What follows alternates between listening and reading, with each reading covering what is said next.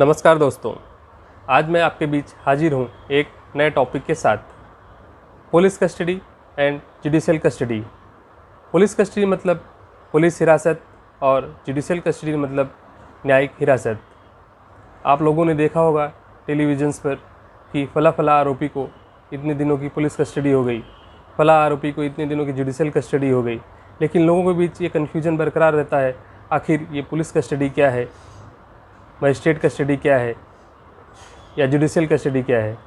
Magistrate custody या judicial custody जो होती है एक ही चीज़ है, उसे हम मजिस्ट्रेट कस्टडी या जुडिशियल कस्टडी दोनों कह सकते हैं। और पुलिस कस्टडी जो है पुलिस हिरासत है।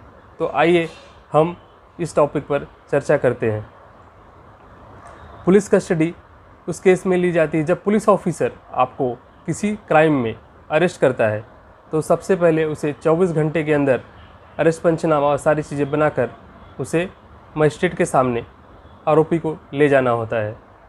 और मजिस्ट्रेट जो होता है अरेस्ट पंचनामा और सारे डिटेल्स देखने के बाद अगर पुलिस ने जो रिमांड एप्लीकेशन फ़ाइल किया होता है उससे वो सेटिस्फाई होता है कि नहीं, आरोपी को पुलिस कस्टडी में इन्वेस्टिगेशन पर्पज़ के लिए देना अनिवार्य है, तो उस केस में मजिस्ट्रेट पुलिस कस्टडी देता है।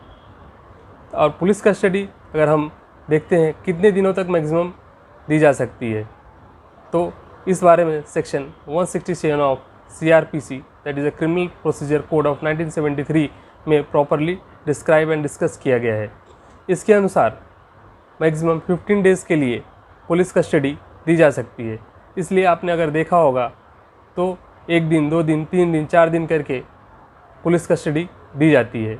और जब अगर मजिस्ट्रेट सेटिस्फाई हो जाता है कि फॉर फर्दर इन्वेस्टिगेशन के लिए पुलिस कस्टडी की रिक्वायरमेंट नहीं है, उस केस में जज क्या करता है, उस केस में मजिस्ट्रेट कस्टडी या जिसे जुडिशियल कस्टडी भी कहते हैं दे देता है और आरोपी को न्यायिक हिरासत में भेज दिया जाता है।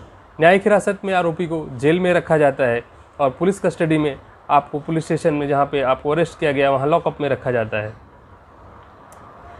तो पुलिस कस्टडी मैक्सिमम 15 डेज़ की होती है। अगर हम जुडिशियल कस्टडी की बात करते हैं तो इसमें 2 तरह की जुडिशियल कस्टडी हो सकती है, एक 60 डेज़ की और दूसरी 90 डेज़ की।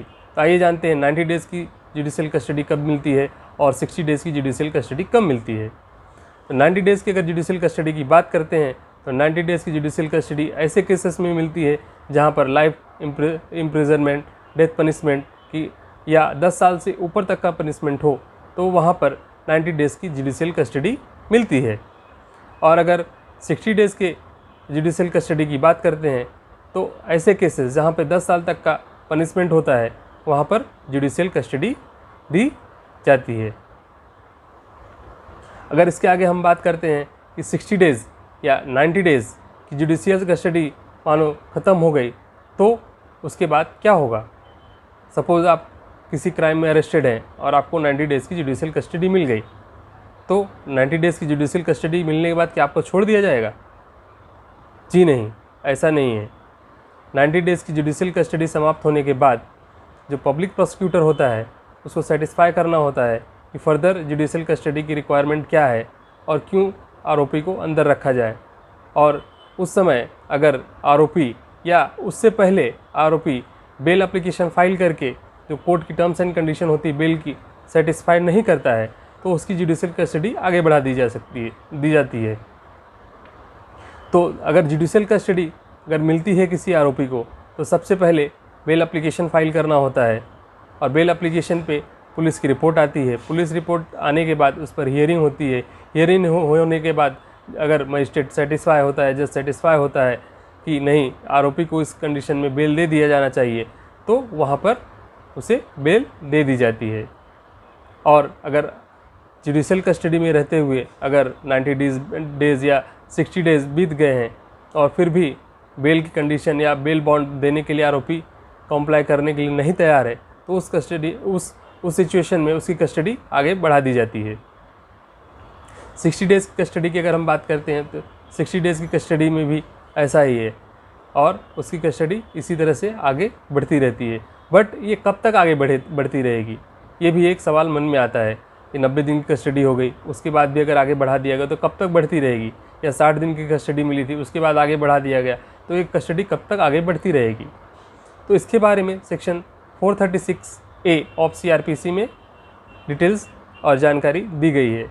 इसके अनुसार अगर जो मैक्सिमम पनिशमेंट होता है, सपोज़ अगर किसी क्राइम का मैक्सिमम पनिशमेंट 3 साल है, तो आरोपी ने अगर हाफ पनिशमेंट काट लिया है या हाफ पनिशमेंट उसने सज़ा भुगत ली है, तो उस केस में अगर बेल एप्लीकेशन या कोई चीज़ वहाँ पर अगर एप्लीकेशन फाइल होता है तो कोर्ट उस पर हियरिंग करके उसे छोड़ सकता है। फिर भी अगर उस कंडीशन में पब्लिक प्रोसिक्यूटर सेटिस्फाई करता है नहीं, आरोपी की फर्दर कस्टडी की रिक्वायरमेंट है और ये अगर एविडेंस टैंपर कर सकता है इसके छूटने के बाद, तो उस केस में भी उसे अंदर रखा जा सकता है। मैक्सिमम उस केस में उसे जितना पनिशमेंट है वहाँ तक रखा जा सकता है। दोस्तों, आज हमने पुलिस कस्टडी और जुडिशियल कस्टडी पर एक विस्तृत चर्चा की और मैंने बहुत संक्षेप में आपको ये बताने की कोशिश की कि जुडिशियल कस्टडी और पुलिस कस्टडी मैक्सिमम कितने दिन तक की दी जा सकती है। तो पुलिस कस्टडी मैक्सिमम जो होती है वो 15 दिनों तक की होती है और जुडिशियल कस्टडी 60 दिन या 90 दिन तक की हो सकती है। मुझे लगता है कि आपको इस टॉपिक के बारे में एक अच्छी जानकारी मिली होगी और मैं आपसे यहीं पर विदा लेना चाहूँगा और आगे मैं किसी नए टॉपिक के साथ आपके बीच फिर से हाजिर होऊंगा। तब तक के लिए धन्यवाद।